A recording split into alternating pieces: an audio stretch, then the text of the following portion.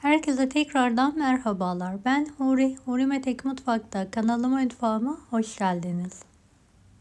Artık dışarıdan almayacaksınız. 2 bardak suyla harika bir tarif. Tarifimize hemen başlayalım. 2 su bardağı ılık su.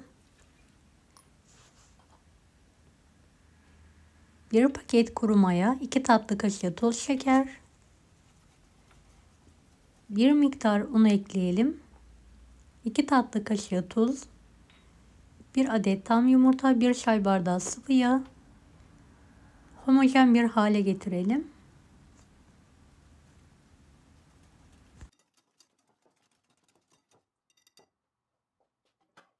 Toplamda 6 su bardağı un kullandım. Azar azar ekleyerek yumuşak bir hamur hazırlayalım.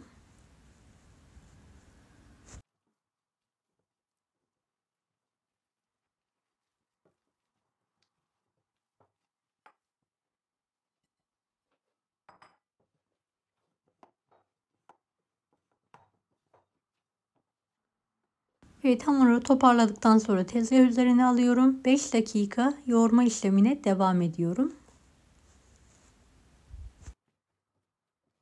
Aynı kaba alarak üzerine kalan yağı gezdirerek mayalanmayı bırakıyorum.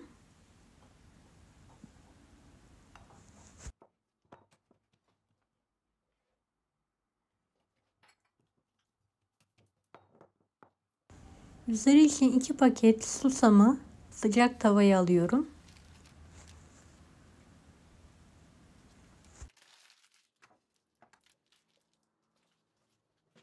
Kısık ateşte karıştırarak kavuralım.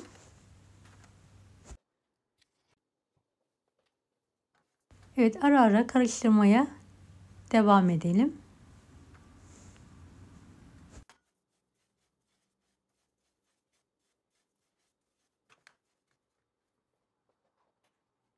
Rengi, kokusu değişene kadar kavurma işlemini yapalım.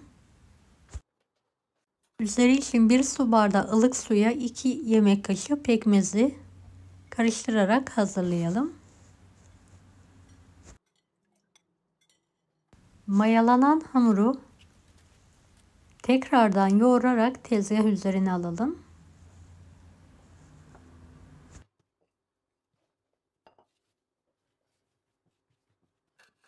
Un eşit olacak şekilde keselim.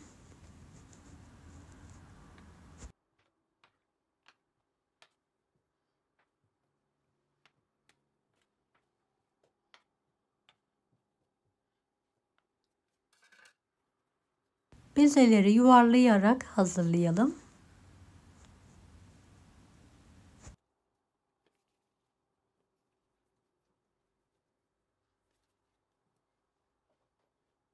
Son bezemi de yuvarladıktan sonra 5 dakika dinlenmeye bırakıyorum.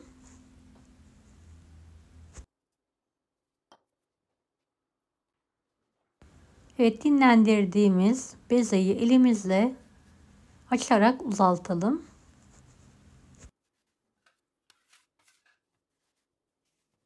Açarken tezgahın ve hamurun unlu olmamasına dikkat edelim.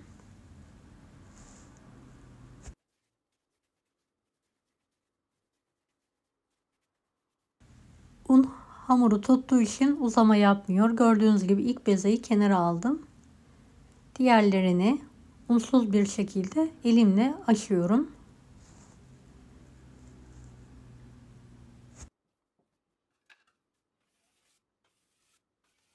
Evet, unu hamur kartı ile kenara toplayarak açma işlemine devam ediyorum.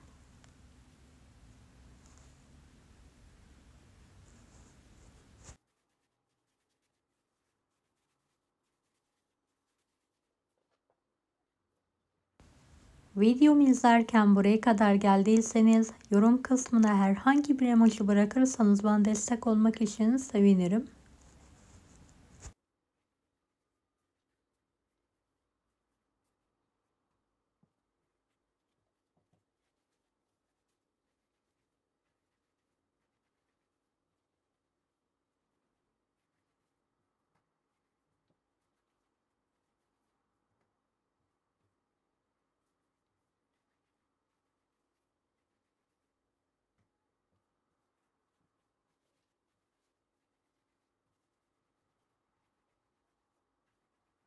Evet, uzatabildiğimiz kadar bezeleri uzatalım.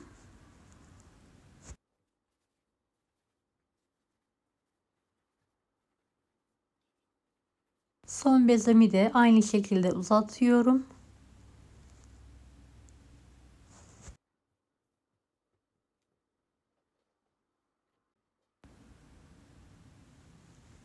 Biraz daha incelttikten sonra ikiye katlayarak örgü şeklinde örüyorum.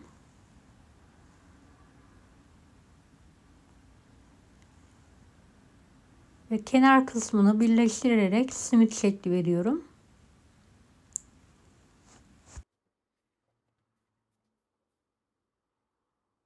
Diğer hamurları da aynı işlemi yapmaya devam ediyorum.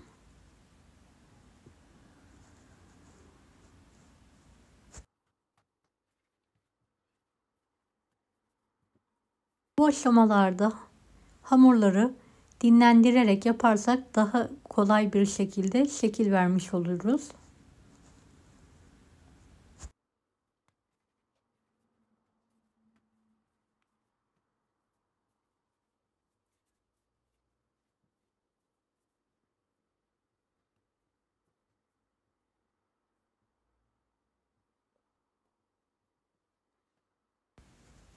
Evet, tüm hamurlarıma şekil verdim.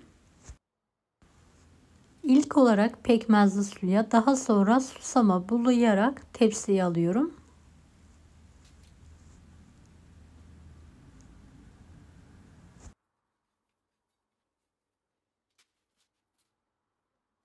Evet, tüm simitlerimi aynı şekilde bulayarak fırın tepsisine alıyorum.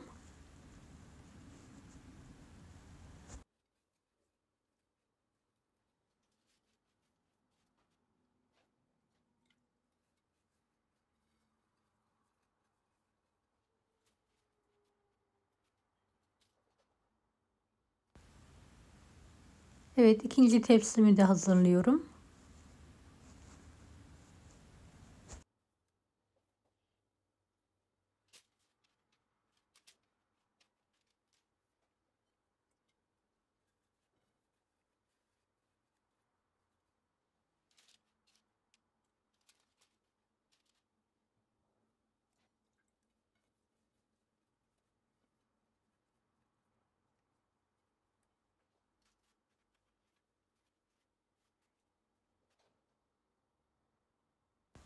Son simidimi de önce pekmezli suya, daha sonra susama bulayarak fırın tepsisine alıyorum.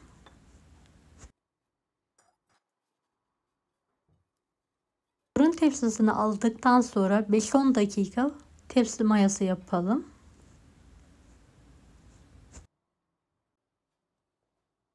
Fırınımızı önceden 180 dereceli fanlı fırın olacak şekilde ayarlayalım. Fırında 25-30 dakika pişirmeye bırakalım. Evet, ilk tepsim pişti, çıkartıyorum. Diğerini fırına veriyorum.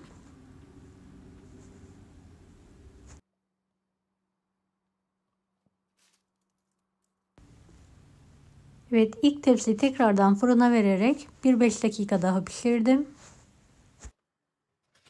Soğutmadan sıcak sıcak çıtır çıtır simidimi ikram ediyorum. Şöyle yakından sizlere göstermek istiyorum. Gerçekten çok lezzetli oldu.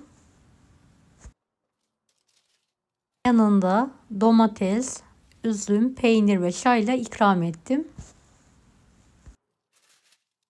Deneyecek olanlara şimdiden kolaylıklar dilerim. Kanalıma ücretsiz abone olmayı unutmayın. Bir dahaki videolarda görüşmek üzere. Allah'a emanet olun. Hoşça kalın.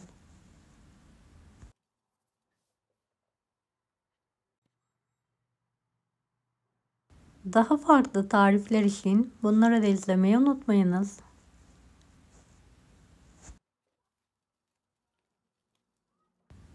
Kolay gelsin herkese.